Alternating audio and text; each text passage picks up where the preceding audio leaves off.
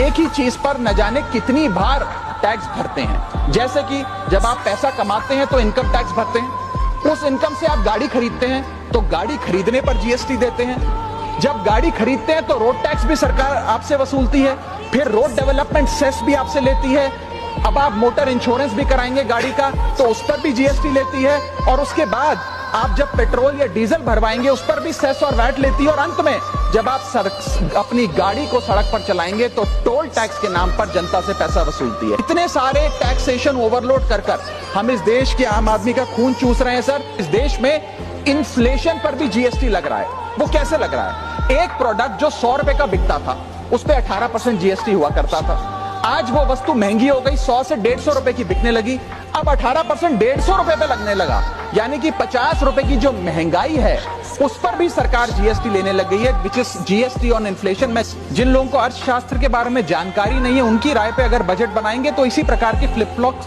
देखने को मिलेंगे। क्या हमारे देश की वित्त मंत्री इन्फ्लेशन एडजस्टेड प्रॉफिट्स में विश्वास नहीं रखती?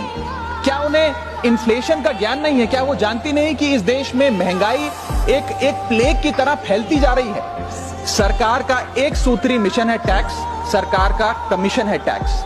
जगने पे टैक्स, सोने पर टैक्स, हंसने पर टैक्स, रोने पे टैक्स, खाने पे टैक्स, पीने पे टैक्स, बच्चों की पढ़ाई पे। हम लोग एक ही चीज पर